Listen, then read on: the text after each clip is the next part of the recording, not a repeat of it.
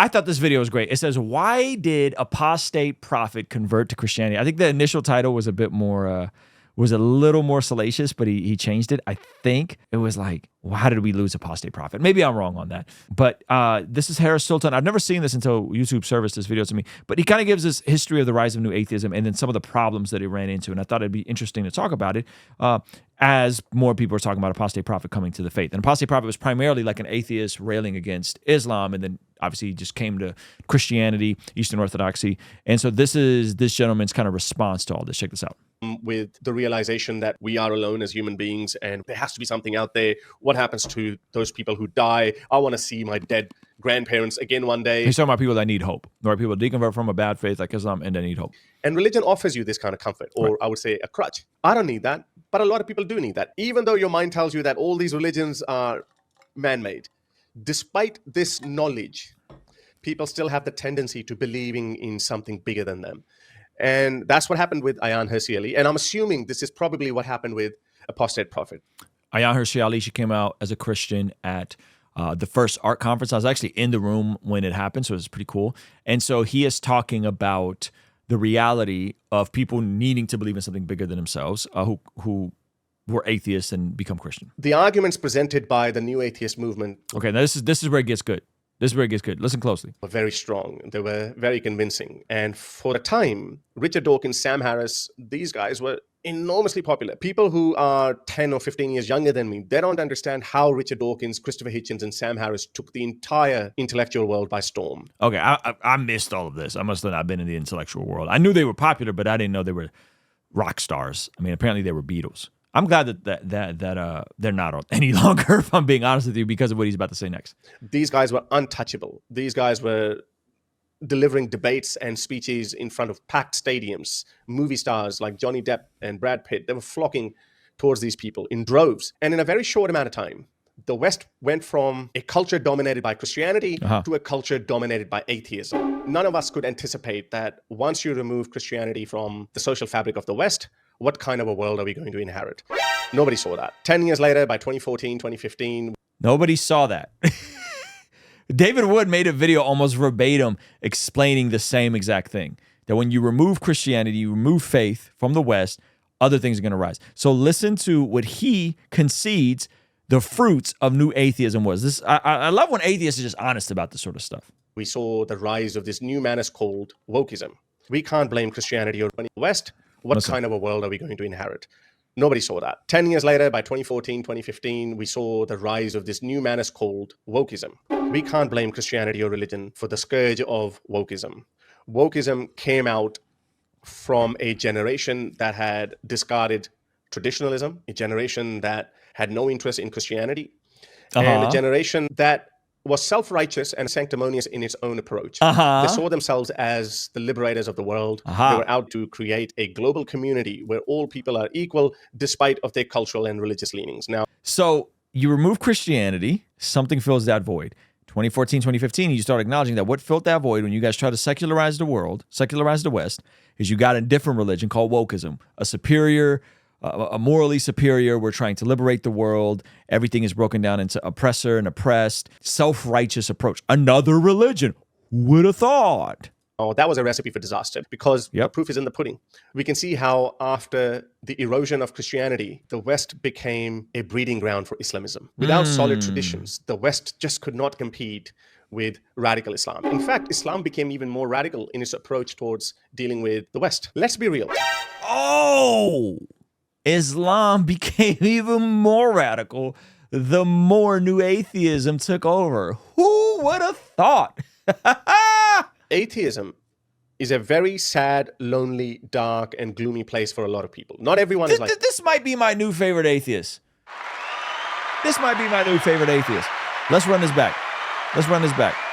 Even more radical in its approach towards dealing with the West. Let's be real. Atheism is a very sad, lonely, dark, and gloomy place for a lot of people. Not everyone is like me. I am not troubled by the thought that we are alone. Once we die, that's it, it's game over. This doesn't really depress me. But we shouldn't look at everyone else through the lens of our own experiences. People have their own lived experiences. Their lived experiences shape their personalities. Their personalities shape their worldviews around them. And People are ideological creatures. People want to have some sort of a guiding ideology to live their lives by. It's a very common observed. So he shows this chart and it says prevailing beliefs. And purple is all of Christianity. Green is all of Islam. Red is Buddhism. And then there's this is like a light purple, which is non-religious. China is non-religious, right? And so where do you want to live? What color of the world do you want to live in, right? Probably colored as purple. Phenomena across human societies. And I think although the new atheist movement gained a lot of subscribers very quickly, it failed to give a workable framework to these new atheists. At that time, I remember people used to ask Richard Dawkins or Sam Harris questions like, if you removed God from people's lives, how are you going to give them hope? Right. And then the answer from the other side always used to be very cold. They would just say that, hey, the universe doesn't owe you any hope. The universe doesn't care whether you live or die. I mean, like, what else is there to say? Now, hear me loud and clear. I think this is actually something huge that we need to consider as Christians, especially those folks that are on the right and are into the culture war slop and just consuming content that's just the left is bad, the left is bad, the left is bad, the left is bad, the left is bad. If all you're about is they're bad, but there's no alternative, there's no better story, there's no virtue, then the same thing can happen. This is what I'm saying. Like, as Christless conservatism is on the rise, that's primarily anchored in the left is bad, dunk on the libtards, and you're not presenting a better story and a better narrative, you can end up in the same place the new atheism arrived at. You could, church is bad, Christianity bad, religion bad, religion bad, religion bad. Okay, well, how are you going to give people hope? The universe doesn't owe you hope. Okay. How is that going to work out for you? You get wokeism and you get radical Islam, right? So he's kind of cooking here. The universe doesn't care whether you live or die. Now, that idea didn't really trouble me, and it still doesn't trouble me, to know that we are insignificant in this insignificant part of the galaxy, in a huge universe. And if a small black hole wanders through our part of the galaxy and sucks in the whole solar system, and we're gone like that, it would be pretty depressing, but it doesn't make me want to believe in a higher power. That sounds awful. That would save us from that catastrophe. That's not how my mind works. But that's not how everyone else's mind works. And this is the reason why we have seen the sudden resurgence of Christianity in the West, right, and also Islam in the Muslim world.